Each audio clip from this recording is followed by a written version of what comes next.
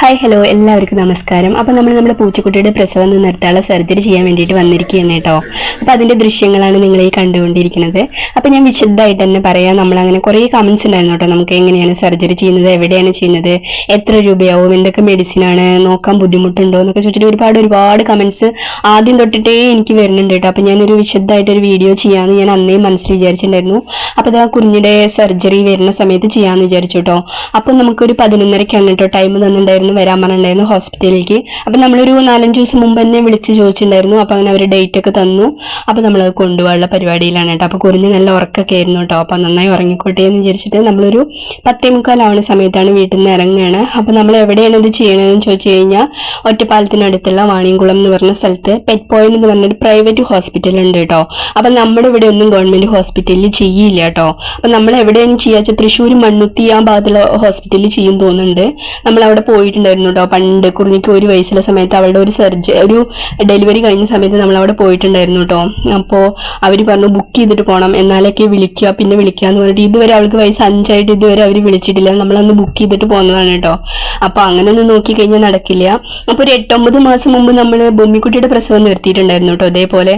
അപ്പോൾ കുറിഞ്ഞി ഇപ്പോൾ 3ാമത്തെ വട്ടാണ് കേട്ടോ അവളുടെ പ്രസവം നിർത്താനുള്ള സർജറി ചെയ്യാൻ വേണ്ടിയിട്ട് കൊണ്ടുപോകുന്നത്. ഓരോ തവണ കൊണ്ടുപോകുമ്പോൾ ഓരോരോ കാരണങ്ങൾ കൊണ്ട് നിർത്താൻ പറ്റാതെ വരുമായിരുന്നു. ഒരു തവണ അവൾ ഗർഭിണിയായിരുന്നു, പിന്നെ ഒരു തവണ പാലൊക്കെ കല്ലച്ചിട്ട് അങ്ങനെ സർജറി ചെയ്യാൻ പറ്റില്ല പറഞ്ഞ് തിരിച്ചു പോന്നു. പിന്നെ ഒരു തവണ പോകുമ്പോൾ പകുതിയിൽ നിന്ന് അവള് ഇറങ്ങി ഓടുകയൊക്കെ ചെയ്തിട്ടോ. വീട്ടിൽ നിന്ന് അവിടെ കുറച്ച് ദൂരം പോയിട്ടുണ്ടായിരുന്നുള്ളൂ, അതുകൊണ്ട് അവളെ കിട്ടും ചെയ്തു.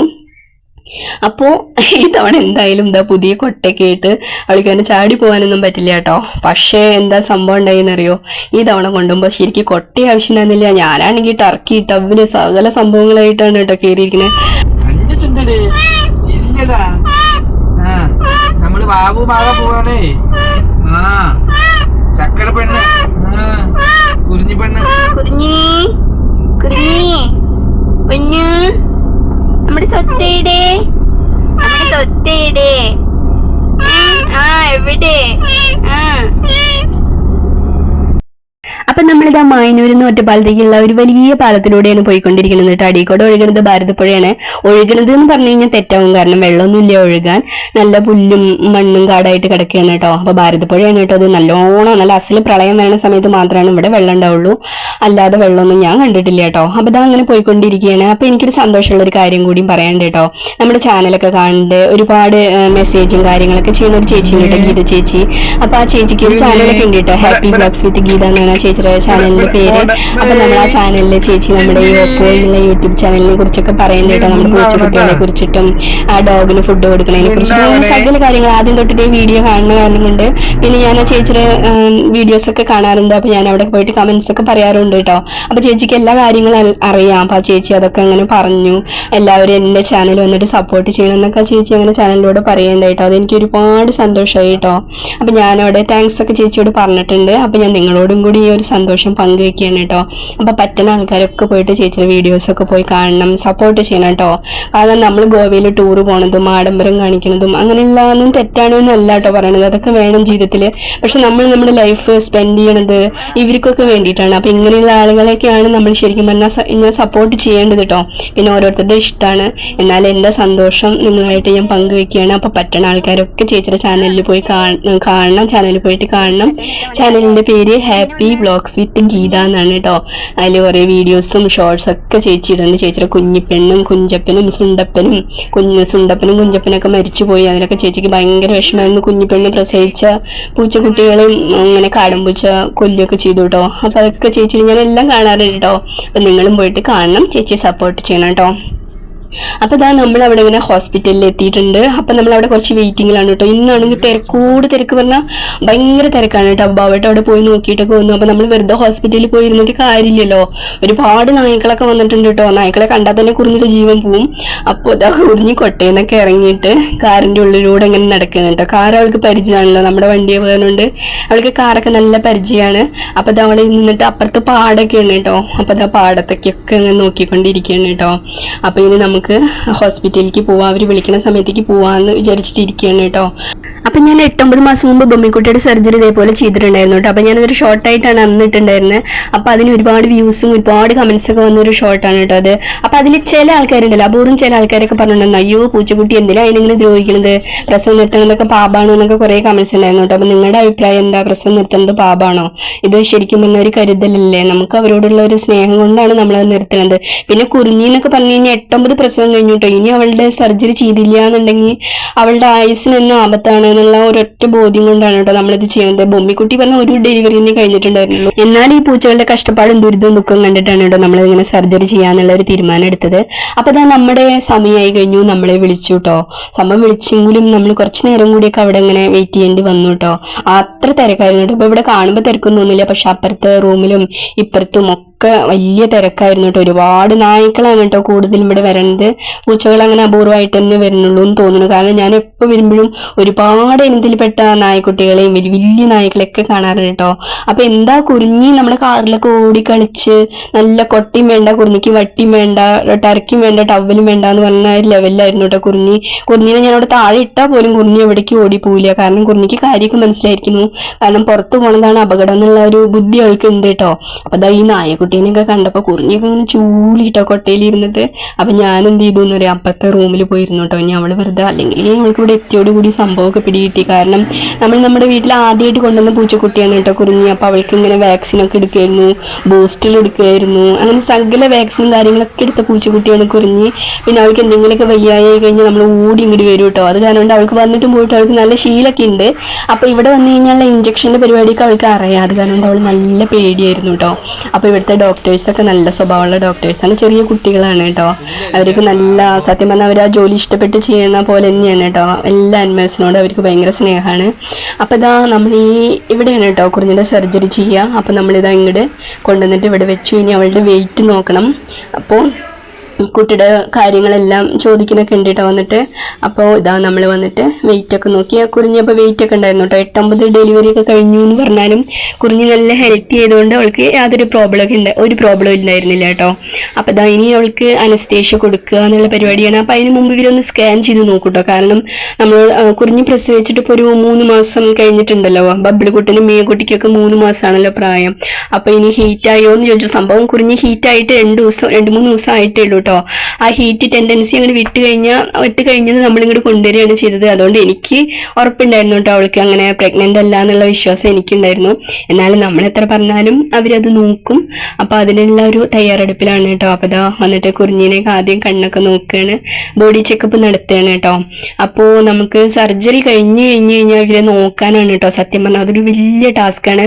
അപ്പോൾ എനിക്കൊരു കുട്ടി കമന്റ് ഇട്ടുണ്ടായിരുന്നു കേട്ടോ, പുറത്ത് വളരുന്ന പൂച്ചയാണ്, അപ്പോൾ ആ പൂച്ചയ്ക്ക് സർജറി ചെയ്ത് കഴിഞ്ഞാൽ എന്തെങ്കിലും കുഴപ്പമുണ്ടാവോ ചേച്ചി എന്നൊക്കെ ചോദിച്ചിട്ട് എനിക്കൊരു കമന്റ് ഉണ്ടായിരുന്നു. അപ്പോൾ പുറത്ത് വളരുന്ന പൂച്ചയാണ്, നിങ്ങൾ സർജറി ചെയ്താൽ കുഴപ്പമൊന്നുമില്ല, പക്ഷെ അങ്ങനെ നോക്കാനുള്ള ഒരു മുറിയിൽ അടച്ചിടണം. സത്യം പറഞ്ഞു കഴിഞ്ഞാൽ ഒരു മുറിയിൽ അടച്ചിടണം. അങ്ങനെ നോക്കാൻ പറ്റുമെങ്കിൽ മാത്രം സർജറി ചെയ്താൽ മതി കേട്ടോ. അല്ലെങ്കിൽ പിന്നെ വേറെ ബുദ്ധിമുട്ടും കാര്യങ്ങളൊക്കെ വരും. കാരണം എന്താണെന്നറിയോ, ഇവരിങ്ങനെ സർജറി ചെയ്യുന്ന സമയത്ത് ഈ പൂച്ചക്കുട്ടികൾക്ക് കോളർ ഇട്ട് കൊടുക്കണം. കോളർ ഇട്ട് കൊടുത്തു കഴിഞ്ഞാൽ അല്ലെങ്കിൽ അത് ആ മുറിവൊക്കെ നക്കിയിട്ട് അവർ കടിച്ചു പൊട്ടിക്കും. ആ ഒരു ഇതൊക്കെ ഉണ്ടല്ലോ, അതൊക്കെ കടിച്ചു പൊട്ടിച്ചു കഴിഞ്ഞാൽ പിന്നെ പറയണ്ടല്ലോ, നമുക്ക് പറയാൻ തന്നെ മനസ്സിലാവില്ല. അത് കാരണം എപ്പോഴും കോളർ ഇട്ട് കൊടുക്കണം. പിന്നെ കോളർ ഇട്ട് കൊടുത്തു കഴിഞ്ഞാൽ അവർക്ക് ഫുഡ് കഴിക്കാൻ പറ്റില്ല. അപ്പോൾ ഫുഡ് കഴിക്കുന്ന സമയത്ത് കോളർ ഊരി കൊടുക്കണം, വെള്ളം കുടിക്കുന്ന സമയത്ത് കോളർ ഊരി കൊടുക്കണം. അപ്പം അതൊക്കെ നമ്മളിങ്ങനെ നോക്കണം. അവർക്ക് എപ്പോഴാണ് ദാഹിക്കുക, എപ്പോഴാണ് അവർക്ക് ഫുഡ് കഴിക്കുക, അപ്പോഴൊക്കെ കോളർ ഊരും വേണം. അവരിത് നക്കണത് നമ്മൾ ശ്രദ്ധിക്കും വേണം. സ്റ്റിച്ച് പൊട്ടിക്കാതെ നമ്മൾ നോക്കണം. അത് കഴിഞ്ഞാൽ കോളർ ഇട്ട് കൊടുക്കണം. പിന്നെ അവരെ അങ്ങനെ പൂട്ടിയിടണം കേട്ടോ. അപ്പം ഇത്രയും ടെൻഷൻ സംഭവം സത്യം ഞാൻ ബൊമ്മിക്കുട്ടിയെ നോക്കിയിട്ട് എനിക്ക് ടെൻഷൻ പിടിച്ച പരിപാടിയാണ് കേട്ടോ. പക്ഷെ എന്താ വെച്ചാൽ നമ്മൾ കുറച്ച് ദിവസം കഷ്ടപ്പെട്ടാലും പിന്നെ അവർ പ്രസവിക്കില്ല എന്നുള്ളൊരു സമാധാനം നമുക്കുണ്ട്. അപ്പോൾ അങ്ങനെയൊക്കെ ഉള്ള ധൈര്യമുള്ളവർ അതിന് നിന്നാൽ മതി കേട്ടോ. അപ്പോൾ ഇതിൽ ഒരുപാട് പേരുണ്ട്, ഒരുപാട് പൂച്ചക്കുട്ടികളുടെ പ്രസവം നിർത്തിയ ആൾക്കാരൊക്കെ ഉണ്ട്. അപ്പോൾ അതിൻ്റെ കഷ്ടപ്പാടൊക്കെ അവർക്ക് തീർച്ചയായിട്ടും അറിയുണ്ടാവും. അപ്പോൾ അതാ അവിടെ ഒരു നിൽക്കുന്ന കുട്ടി കണ്ട, അവളൊരു നാടൻ നായയെ വളർത്തണതാണ് കേട്ടോ. അപ്പോൾ അതിനെയും കൊണ്ട് പനിയായിട്ട് വന്നിരിക്കുകയാണ് കേട്ടോ. അപ്പോൾ അതാ കുറിഞ്ഞിനെ സ്കാൻ ചെയ്ത് നോക്കുകയാണ് കേട്ടോ. അപ്പോൾ ആദ്യം കുഞ്ഞിന് വയറൊക്കെ പിടിച്ചപ്പോൾ എന്തോ പ്രോബ്ലം ഉള്ള പോലെ തോന്നിയിട്ടുണ്ടായിരുന്നു. പിന്നെ പ്രശ്നമൊന്നും ഉണ്ടായില്ല. പിന്നെ എന്താണ് നമ്മളിങ്ങനെ സർജറിക്ക് വരുമ്പോൾ ശ്രദ്ധിക്കേണ്ട കാര്യം എന്താണെന്ന് വെച്ച് കഴിഞ്ഞാൽ, ഇപ്പോൾ കുഞ്ഞിക്ക് ഞാൻ തലേ ദിവസമാണ് ഫുഡ് കൊടുത്തിട്ട് രാവിലെ വൈകുന്നേരം 5 മണിയാകുമ്പോൾ ഞാൻ മീൻ കൂട്ടി ചോറ് കൊടുത്തു. പിന്നെ രാത്രി ഒരു 8 മണിയാകുമ്പോൾ കാറ്റ് ഫുഡും കൊടുത്തിട്ടുണ്ടായിരുന്നു കേട്ടോ. പിന്നെ രാവിലെ തൊട്ടിട്ട് അവൾക്ക് ഒരു സാധനം കൊടുത്തിട്ടുണ്ടായിരുന്നില്ല. ഇപ്പം സമയം 1 മണിയൊക്കെ കഴിഞ്ഞിട്ടുണ്ട് കേട്ടോ. 11:30 ഡേറ്റ് സമയം പറഞ്ഞിരുന്നെങ്കിലും ഇപ്പോൾ 1 മണിയൊക്കെ ആയിട്ടുണ്ട്. അപ്പോൾ രാത്രി കഴിച്ചാൽ 8 മണിക്ക് കാറ്റ് ഫുഡ് കഴിച്ചതിന് ശേഷം അവൾ ഒന്നും കഴിച്ചിട്ടില്ല. അപ്പം നമ്മൾ ഫുഡൊന്നും കൊടുക്കാൻ പാടില്ല കേട്ടോ. അതാണ് നമ്മൾ ശ്രദ്ധിക്കേണ്ട കാര്യം. അവരെ വയറ് ഒഴിഞ്ഞിരിക്കണം. അപ്പം ഇതാ സ്കാനൊക്കെ ചെയ്തു കേട്ടോ. അപ്പം നോ പ്രോബ്ലം എന്നൊക്കെ പറഞ്ഞു. അപ്പം ഇനി അടുത്തത് സർജറി ചെയ്യാനുള്ള പരിപാടിയിലാണ് കേട്ടോ.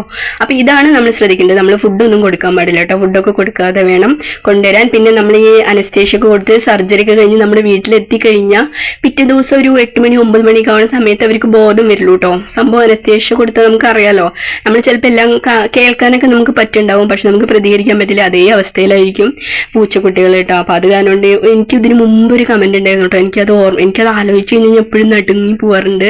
എന്താ വെച്ചാൽ ആ കുട്ടി ഇതേപോലെ പൂച്ച സർജറി കഴിഞ്ഞിട്ട് വീട്ടിലെത്തിയപ്പോൾ പൂച്ച മരിച്ചു എന്നാണ് ആ കുട്ടി പറയുന്നത്. നീ ശരിക്കും മരിച്ചതാണോ, നീ അനസ്തേഷ്യയുടെ ബോധം കെട്ട് കിടക്കുന്ന കണ്ടിട്ട് തെറ്റിദ്ധരിച്ചതാണോ എന്ന് എനിക്കറിയില്ല. അപ്പം ഞാനത് വീണ്ടും പറയാണ് കേട്ടോ. അറിയാത്തവർക്ക് വേണ്ടിയിട്ടാണ് കേട്ടോ പറയണത്. അറിയണവർക്ക് ഇതെല്ലാം അറിയാം.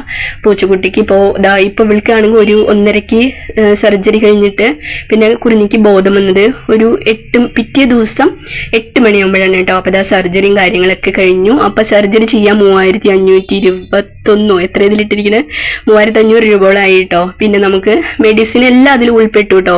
പിന്നെ ബൊമ്മിക്കുട്ടിയുടെ കോളർ ഉണ്ടായിരുന്ന കാരണം കൊണ്ട് ഞാൻ കോളർ വാങ്ങിയില്ല. അപ്പോൾ മരുന്ന് എന്തൊക്കെയാണെന്ന് ചോദിച്ചു കഴിഞ്ഞാൽ, ഫുഡിന് മുമ്പ് കൊടുക്കണ ഒരു ഗ്യാസിൻ്റെ മരുന്ന്, പിന്നെ ഒരു ആൻറ്റിബയോട്ടിക്, പിന്നെ വേദനയ്ക്കുള്ള ഒരു തുള്ളി മരുന്ന്, പിന്നെ നമുക്ക് മുറിവിൽ പുരട്ടാനുള്ള ഓയിൻമെൻറ്റ് കേട്ടോ. 3520 രൂപയാണ് കേട്ടോ ഇത്. അപ്പോൾ ഓയിൻമെൻറ്റ് വേണമെന്നില്ല, സ്പ്രേ വേണമെങ്കിലും വാങ്ങാം കേട്ടോ. കാരണം സ്പ്രേ ആണ് നല്ലത്, ഒന്നും കൂടി നല്ലത് എന്ന് എനിക്ക് തോന്നുന്നു. അപ്പോൾ ഇപ്പം ഇന്നും പോവാണ്, വീട്ടിലേക്ക് പോവാണ് കേട്ടോ. അപ്പോൾ സർജറി കഴിഞ്ഞു നമ്മൾ വീട്ടിലെത്തിയിട്ടുണ്ട്. അപ്പോൾ ഇന്നൊന്നും അവർക്ക് ബോധം ഉണ്ടാവില്ല കേട്ടോ. അപ്പം പിറ്റേ ദിവസം ആയാൽ പോലും നേരെ ഫുഡൊന്നും കഴിക്കില്ല കേട്ടോ. അവരിത്തിരി വെള്ളമൊക്കെ തന്നെ കുടിക്കുള്ളൂ. അപ്പം നമ്മൾ നോക്കണം കേട്ടോ, നല്ലോണം നോക്കണം വരെ. അങ്ങനെ എന്താ വെച്ചാൽ മുറിവ് പഴുക്കാനോ അവർ സ്റ്റിച്ച് കടിച്ചു പൊട്ടിക്കാനൊക്കെ നോക്കും. അവർക്ക് അത്രയല്ലേ ബുദ്ധിയുള്ളൂ. അപ്പം നമ്മളത് നല്ലോണം ശ്രദ്ധിക്കണം. അപ്പം ഞാൻ എന്താ ചെയ്തിട്ടുണ്ടായിരുന്നു എന്നറിയോ, ഇവൾക്ക് ഇടയ്ക്കിടയ്ക്ക് പുറത്ത് വന്നിരിക്കണം. അപ്പം ഞാൻ എന്ത് ചെയ്യുന്നറിയോ, കോളറൊക്കെ ഇട്ടിട്ട് കഴുത്തിലൊരു കയറൊക്കെ ഇട്ടിട്ട് ഞാൻ ഇങ്ങനെ ഇടയ്ക്ക് മുറ്റത്ത് കൊണ്ടുവരുത്തോട്ടെ. ഇടയ്ക്ക് ഞാൻ കോളർ അഴിക്കും. കാരണം അവൾ വയറ് നക്കാതെയും കടിച്ചു പൊട്ടിക്കാതെയൊക്കെ ഞാൻ ശ്രദ്ധിക്കട്ടെ. ഒരു ദിവസം ഒരു 3-4 വട്ടം ഞാൻ അവളുടെ കഴുത്തിൽ ഇങ്ങനെ ഒരു കയറോ ബെൽറ്റൊന്നും വാങ്ങണമെന്നില്ല. അവർ കയറൊക്കെ കെട്ടിയാൽ മതി. അവൾക്ക് വേദനയ്ക്ക് അതിൽ തുണിയുടെയൊക്കെ അതൊക്കെ ഉണ്ടെങ്കിൽ അതന്നെ മതി. അപ്പം അതൊക്കെ കെട്ടിയിട്ട് ഞാൻ കോളറൊക്കെ ഊരിയിട്ട് അവളെ ഇങ്ങനെ ഇടയ്ക്ക് കൊണ്ടുവരുത്തുണ്ടാവും, മുറ്റത്തൊക്കെ കൊണ്ടുപോയിട്ട് ഇങ്ങനെ നടത്തിക്കിട്ടോ. അപ്പം ചിലപ്പോൾ അവൾ പോയിട്ട് ബാത്റൂമൊക്കെ പോകും. അവൾക്കാണെങ്കിൽ പുറത്ത് ബാത്റൂം പോയി ശീലമുള്ള കാരണം കൊണ്ട് ഉള്ളിൽ മണ്ണൊക്കെ വെച്ച് കൊടുത്താൽ അവൾ പോകണില്ല കേട്ടോ. അപ്പം ഞാൻ അവളുടെ ഇഷ്ടത്തിന് ഇങ്ങനെ 4 പുറം കുറച്ചൊക്കെ നടത്തിക്കും. അപ്പം പിന്നെ അവളിങ്ങനെ സർജറി ചെയ്തോടെ നക്കാൻ പോകുമ്പോഴേക്കും ഞാൻ പിടിച്ച് കോളർ ഇട്ടിട്ട് അരുത് എന്ന് പറഞ്ഞു കഴിഞ്ഞാൽ അപ്പം അങ്ങനെ ഇരിക്കും കേട്ടോ. അപ്പം ആദ്യം ഞാനിതാ ഈ കോളറിന്റെ ആവശ്യം സത്യം പറഞ്ഞാൽ ഇപ്പം ഇല്ല. കാരണം സർജറി കഴിഞ്ഞ അവർക്ക് ബോധം വരുന്ന സമയത്ത് സത്യം പറഞ്ഞാൽ കോളറിന്റെ ആവശ്യമില്ല. എന്നാലും അഥവാ എന്തെങ്കിലും ബോധം വന്നിട്ട് ഇനി നക്ക് പൊട്ടിക്കുകയൊക്കെ ചെയ്താലോ പറഞ്ഞിട്ട് കോളറൊക്കെ ഇട്ട് കൊടുത്താണ് കേട്ടോ. അപ്പോൾ കൂട് പുറത്തായിരുന്നല്ലോ. പിന്നെ കൂട് പുറത്തായപ്പോൾ എനിക്കൊരു സമാധാനമൊക്കെ വേണ്ടി കേട്ടോ. കാരണം എനിക്കെന്തോ ഒരു സമാധാനമില്ല. അപ്പം ഞാൻ എല്ലാവരെയും കൂടിയൊക്കെ പിടിച്ചാൽ കൂടാണെങ്കിൽ നല്ല വെയിറ്റ് ഉണ്ട്. നമ്മുടെ പഴയ ഗേറ്റും കൊണ്ട് ഉണ്ടാക്കിയതാണ് കേട്ടോ. അപ്പം അതൊക്കെ എടുത്ത് ഉള്ളിലേക്ക് ഇട്ടു. അപ്പം അത് പിറ്റേ ദിവസം കുറിഞ്ഞ് നീറ്റ് ഒരു 8 മണിയാകുമ്പോൾ ഞാൻ കുറിഞ്ഞിന്ന് വിളിച്ചപ്പോൾ അവളിങ്ങനെ വിളിയൊക്കെ കേട്ട് പതുക്കെ എണീറ്റൊക്കെ വന്ന് അപ്പോൾ അവളുടെ കോളറൊക്കെ കഴിച്ചു കൊടുത്തു. അപ്പോൾ അവൾ ഇതാ വെള്ളം കുടിച്ചുകൊണ്ടിരിക്കുകയാണ് കേട്ടോ. അപ്പം അന്നത്തെ ദിവസം അവൾ ഫുഡൊന്നും അങ്ങനെ കാര്യമായിട്ട് കഴിച്ചില്ല. അപ്പം ഞാൻ മീനൊക്കെ മുള്ളൊന്നും കൊടുക്കരുത് കേട്ടോ. ഈ സമയത്ത് അവർക്ക് ഇങ്ങനെ തൊണ്ടയിലിരിക്കുന്ന ഒരു സംഭവം കൊടുക്കരുത്. പിന്നെ അവൾക്ക് ഫുഡ് കഴിക്കാൻ താല്പര്യമില്ല എന്ന് കണ്ടപ്പോൾ ഈ വിസ്കസിന്റെ ഗ്രേവി ഒക്കെ ഉണ്ടല്ലോ, ബാബേട്ട അതൊക്കെ വാങ്ങിക്കൊണ്ടുവന്നിട്ടുണ്ടായിരുന്നു കേട്ടോ. പിന്നെയുള്ള ദിവസങ്ങളിൽ ഇപ്പോൾ 4 ദിവസമായിട്ടുണ്ട് സർജറി കഴിഞ്ഞിട്ട്. അപ്പോൾ ഈ 4 ദിവസം അവൾക്ക് വിസ്കസ് ഒക്കെ കൂട്ടിയിട്ടാണ് കേട്ടോ അവൾക്ക് ഫുഡ് കൊടുത്തിട്ടുണ്ടായത്. അവർക്ക് എന്താ ഇഷ്ടപ്പെട്ടതൊക്കെ നമ്മൾ കൊടുക്കുക. അധികം ഇങ്ങനെ കുറച്ച് കട്ടിയില്ലാതെ ഒരു ലിക്വിഡ് രൂപത്തിലൊക്കെ കൊടുക്കുമ്പോൾ അവർ നന്നായിട്ട് കഴിക്കും.